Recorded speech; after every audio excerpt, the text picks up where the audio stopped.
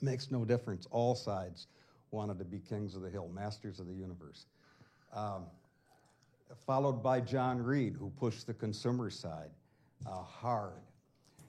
But throughout all of that, competitiveness, never always a customer kind of strategy. When 1999 or 98, in your book, comes around, and Reed, having had enormous pressure from the street to get to the investment side of the, to make a mega bank, the culture changed. It wasn't just a customer strategy nor culture, it was a deal strategy.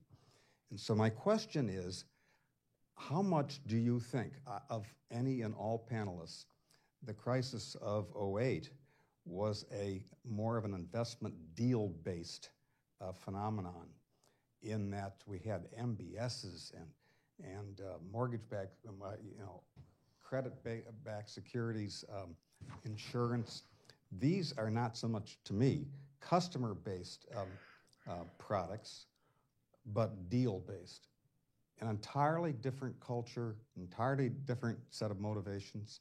Thoughts on that? We talked in the book about there is certainly a view held by a number of people on Wall Street as well, that the problem was the Salomon Brothers culture. Once that unit of travelers was relatively recently added, became married with Citi, then the sort of investment banking deal culture dominated. And the reason I have trouble accepting that view is one, as we talked about, you had problems come the crisis across the board, commercial bank as well as the investment bank. But it's also, when you look at the earlier history, you mentioned Reed, it was very competitive. The whole focus on the consumer side was marketing, which, a marketing culture, an entrepreneurial culture is wonderful, except sometimes when these institutions are playing with our money, it's maybe not so wonderful. And I think one thing we wondered in the book was, if you did not have a government backstop, would you have had a CEO who had not come from a background in evaluating credit, did not understand credit risk, and it turns out particularly did not understand credit risks on the commercial lending side in the commercial bank.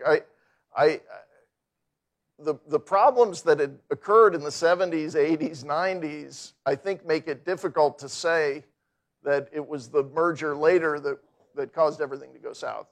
And not to mention the fact, too, that a lot of these exotic instruments are so that they can lend more. So it's allowing them to do what they want to do on the consumer side, because then you can package it up in an MBS or a CDO and ship it off the books.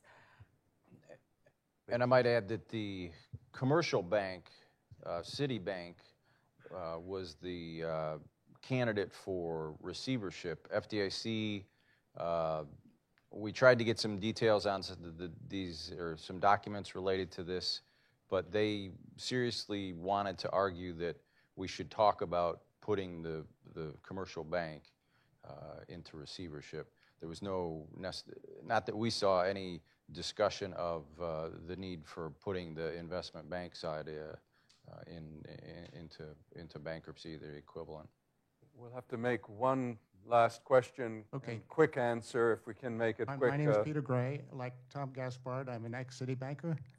My question to the authors is, did you try to interview any Citi bankers or ex-Citi bankers when you put your book together? Because a lot of the information you gathered was through secondary sources. James has got a good story on that. We did speak to a lot of people, not so many on the record. You see in the book what's on the record, but no, a lot of people involved in the crisis. I think still not wanting to speak so much on the record. I should also point out that this is one issue where in terms of the principles, the CEOs during that period, there is very extensive testimony from the aftermath. Some of it obviously very well covered in when hearings were held on Capitol Hill. Other interviews really haven't gotten so much attention, and I think that was one of the virtues of the book is pointing out some of those interviews that came out of the Crisis Inquiry Commission. Not that you necessarily would agree or disagree with the conclusions, but I think there is a lot of material there, and we tried to highlight some of it that hadn't gotten much attention. Well, folks, I'm afraid we're out of time, but we're a small group, so there will be opportunities for those of you who stay around to perhaps ask some questions directly to our speakers in our reception, which is going to take place in the Winter Garden here at the front of the building. But before we leave, I hope you'll please join me in thanking, first of all of our participants for a most informative discussion. Thank you, guys.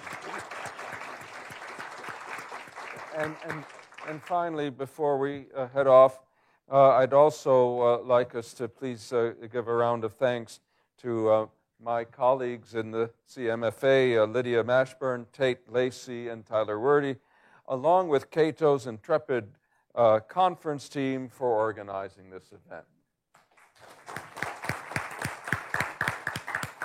Thank you very much. Thanks.